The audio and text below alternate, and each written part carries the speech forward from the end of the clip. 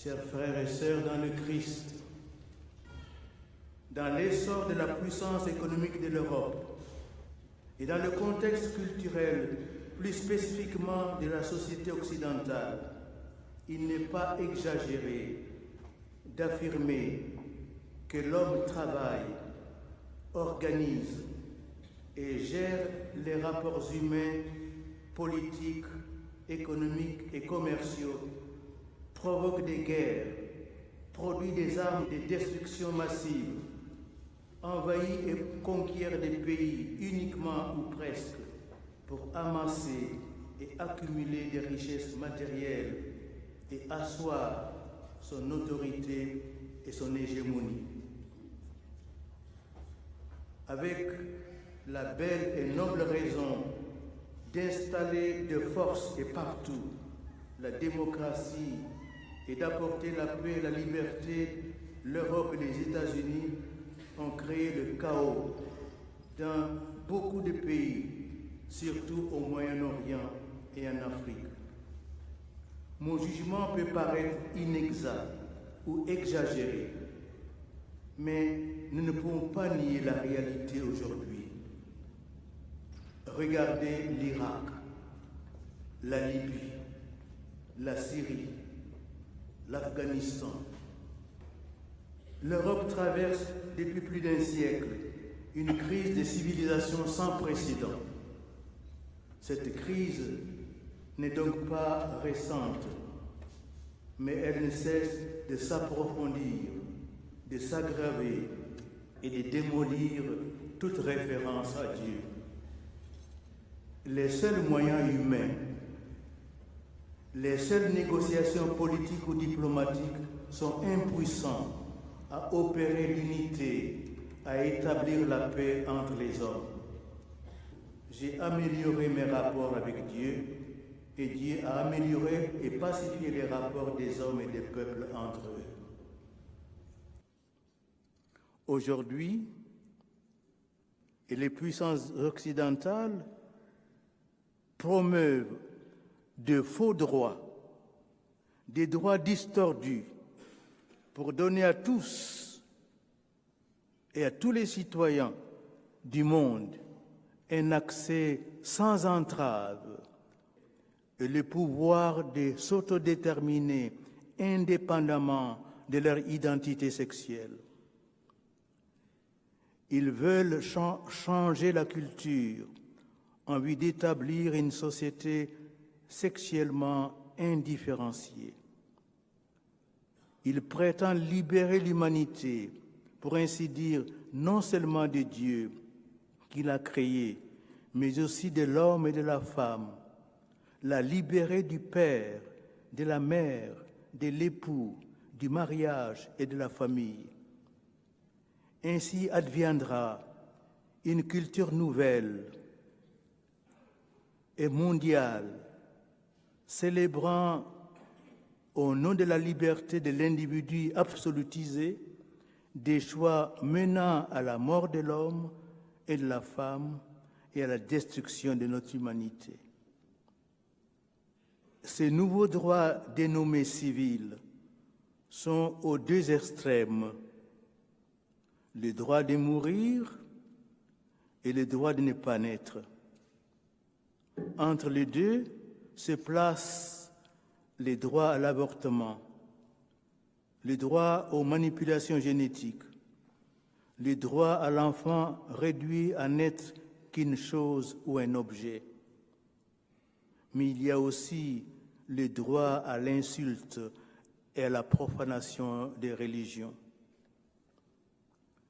En regardant et en analysant notre monde et sa volonté d'émancipation et d'autonomie par rapport à Dieu, nous constatons bien qu'au nom d'une perversion de la liberté, désormais déboussolée, nous sommes confrontés à une tentative sans précédent dans l'histoire de l'humanité, celle de détruire l'humanité elle-même, de détruire la capacité que l'homme a naturellement, la capacité d'aimer, et de priver ainsi l'humanité d'une source irremplaçable de lumière, de force et d'amour, c'est-à-dire Dieu. Ce qui ruine l'homme, c'est sa rupture et la destruction de ses rapports personnels avec Dieu. Ce qui nuit au vrai bonheur de l'homme, c'est la confusion et le déséquilibre des esprits. C'est l'esclavage de l'argent. C'est l'exploitation à des fins commerciales et égoïstes du rêve secret que l'homme porte dans son cœur. C'est la méconnaissance de la vraie valeur de l'homme. C'est l'oubli des finalités essentielles de la société. Ce qui fait que nous n'avons même plus le temps ni de vivre, ni d'aimer. Nous avons tué Dieu et sommes en train de détruire l'homme. Cette destruction aboutit finalement au refus de prendre connaissance du plan de Dieu sur l'homme. La destruction du corps de l'homme par la destruction irréversible de son intégrité génétique. C'est le plus grand drame de l'histoire de l'humanité. Nous sommes arrivés à l'apogée de la rébellion de l'Occident contre Dieu et contre la personne humaine. Jamais la révolte contre Dieu n'a connu une telle expansion horizontale à travers le monde. La crise spirituelle de l'Europe engendre nécessairement une crise profonde et une force de destruction anthropologique dont l'humanité pourrait ne pas se relever. La destruction systématique de la famille est promue au nom des valeurs démocratiques détournées de leur sens originel. Sous couvert de lutte contre la discrimination, certains veulent effacer la différence des sexes au sein du mariage et promouvoir des modèles familiaux dans lesquels l'amour conjugal et la transmission de la vie deviennent des éléments dissociables. Mais l'analyse limpide et les avertissements vigoureux du pape Benoît XVI nous rappellent que l'identité européenne se manifeste dans le mariage et la famille. Et l'Europe ne serait plus l'Europe si la famille, cette cellule fondamentale de l'organisme social, disparaissait et se voyait totalement transformée. Nous sommes tous malheureusement témoins aujourd'hui d'une agression violente et d'une menace de démolition du mariage et de la famille. En bruyant contraste, ajoute Benoît XVI, voici maintenant les personnes homosexuelles qui réclament de façon paradoxale que leur vie commune soit juridiquement reconnue pour être plus ou moins assimilée au mariage. Cette tendance nous fait sortir de l'histoire morale de l'humanité dans son ensemble, où en dépit de toutes les variétés de formes juridiques matrimoniales, le mariage était cependant toujours considéré, conformément à son essence, comme la communion particulière d'un homme et d'une femme, s'ouvrant aux enfants et constituant ainsi la famille. Il ne s'agit donc pas ici de discrimination. Il s'agit de savoir ce qu'est la personne humaine en tant que femme et homme et comment leur vie commune peut recevoir une forme juridique. Si d'une part, leur vie commune se détache toujours davantage des formes juridiques, et si par ailleurs l'union des personnes homosexuelles est toujours plus considérée comme étant de même nature que le mariage, nous sommes alors devant une disparition de l'image de l'être humain, dont les conséquences peuvent être extrêmement graves. Au nom d'une volonté de déconstruire tout et animé d'une véritable haine de la nature humaine, on prétend construire la masculinité et la féminité afin de pouvoir, dans le monde entier, une indifférenciation des sexes. Les grandes victimes de cette politique nihiliste sont tout d'abord les femmes, détournées de leur vocation à la maternité, et les enfants tués avant d'avoir vu la lumière du jour.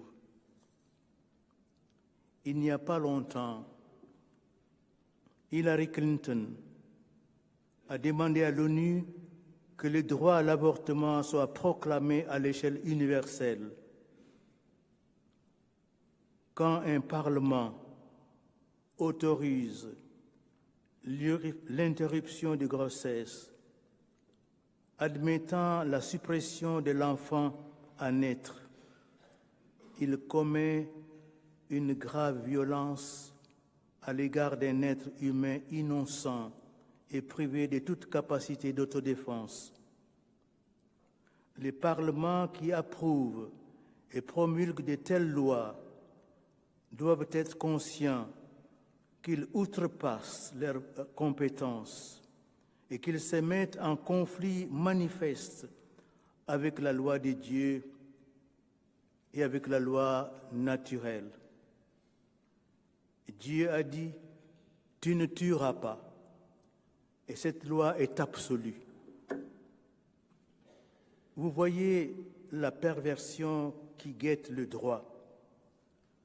Comment pouvons-nous réduire un être humain à un objet dont on peut disposer jusqu'à sa destruction?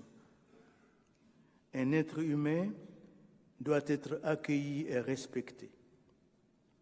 Il n'est pas l'objet d'un droit.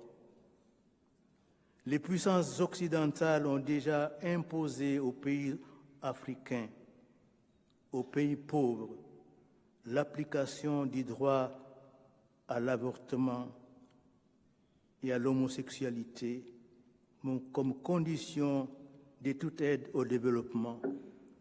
Plus de la moitié de nos pays africains sont obligés de créer un ministère du genre pour avoir de l'aide des pays occidentaux.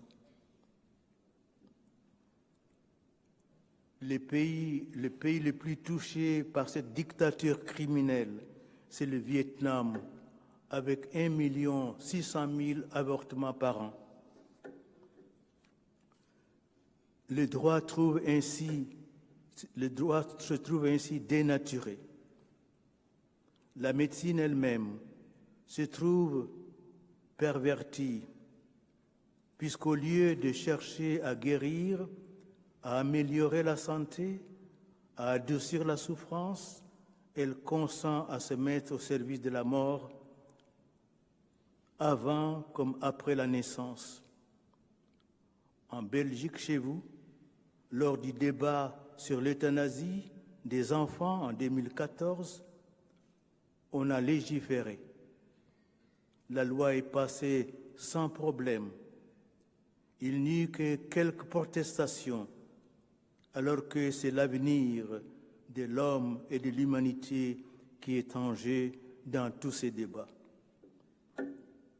En ce qui concerne la famille et le mariage, il y a une volonté non seulement de faire éclater, mais aussi et surtout de détruire les fins du mariage et déstructurer et dénaturer la cellule familiale. L'idéologie du genre et ces groupes de pression y travaillent avec acharnement et de gros moyens financiers et médiatiques. L'Église se trouve dans une situation étonnante. Des hauts prélats, issus surtout des nations opulentes, s'emploient à apporter des modifications à la morale chrétienne concernant le respect absolu de la vie, dès sa conception jusqu'à la mort naturelle, les divorcés remariés et d'autres situations familiales problématiques. Ces gardiens de la foi devraient cependant ne point perdre de vue que le problème fondamental posé par l'éclatement des deux fins du mariage est un problème de morale naturelle. C'est au plan naturel que l'homme et la femme sont appelés à s'unir définitivement et de façon indissoluble pour se témoigner de la tendresse, de l'amour, pour se soutenir dans une harmonie, dans une harmonieuse complémentarité et pour procréer. Paul VI, avec une grande intelligence et une parfaite fidélité à l'enseignement de l'Église, voulait surtout, à travers humanité, souligner deux aspects indissociables de l'acte conjugal, l'union et la procréation. Cette doctrine, écrit-il, plusieurs fois exposée par le magistère, est fondée sur le lien indissoluble que Dieu a voulu et que l'homme ne peut rompre de son initiative propre, entre deux significations de l'acte conjugal, union et procréation. En effet, par sa structure intime, l'acte conjugal, en même temps qu'il unit profondément les époux, les rend aptes à la génération de nouvelles vies, selon des lois inscrites dans l'être même de l'homme et de la femme. C'est en sauvegardant ces deux aspects essentiels, union et procréation, que l'acte conjugal conserve intégralement le sens du mutuel et véritable amour et son ordination à la très haute vocation de l'homme et de la femme. Nous pensons que les hommes de notre temps sont particulièrement en mesure de comprendre le caractère profondément raisonnable et humain de ce principe fondamental. C'est cette réalité naturelle que le Seigneur a élevée à la dignité d'un sacrement.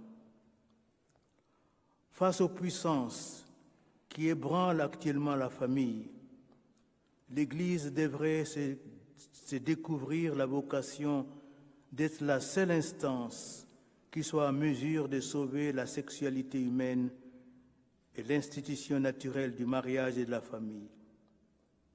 Il ne s'agit pas seulement de sauver la morale chrétienne, il faut sauver et protéger la morale naturelle, il faut sauver et protéger l'humanité.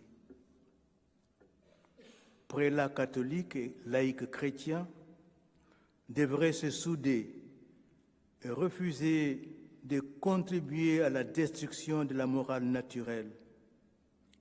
Les grandes dérives ont surgi lorsque certains prélats ou intellectuels catholiques ont commencé à écrire ou à dire « feu vert pour l'avortement »,« feu vert pour l'euthanasie ».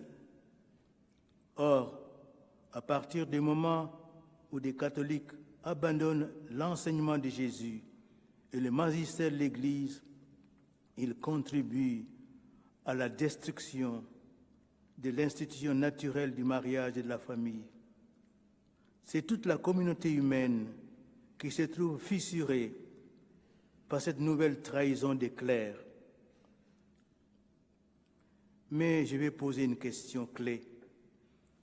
Le magistère de l'Église est-il compétent pour vérifier la morale naturelle? Vous-même, vous pouvez répondre que l'Église a été la seule institution compétente de par la mission reçue par Dieu. il faudrait que l'Église en revienne à humanité de Paul VI, ainsi qu'aux enseignements de Jean-Paul II et de Benoît XVI sur ces questions vitales pour l'humanité. Le pape François lui-même reste dans le sillage de ses prédécesseurs chaque fois qu'il souligne la coïncidence entre l'évangile de l'amour et l'évangile de la joie. Il faudra affermir avec force et sans aucune ambiguïté le poids magistériel de tout cet enseignement et mettre en relief sa cohérence et protéger ce trésor contre les prédateurs de ce monde sans Dieu. Dieu ou rien aborde toutes ces questions avec précision, avec clarté, avec fermeté, une fermeté qu'exige notre fidélité radicale à l'Évangile et au magistère de l'Église dans un langage serein et respectueux des personnes. J'ai été profondément touché par la lettre que le pape Benoît XVI m'a adressée pour me dire « J'ai lu Dieu ou rien avec un grand profit spirituel, grande joie et gratitude. Je vous remercie d'avoir eu le courage d'aborder avec clarté l'idéologie du genre. » Le pape François également, et après avoir lu Dieu ou rien, m'a dit « Merci pour ce courage. Votre livre m'a profondément touché. » Je vous souhaite à vous aussi un grand profit spirituel en lisant avec attention et un courage généreux Dieu ou rien. Merci de votre attention.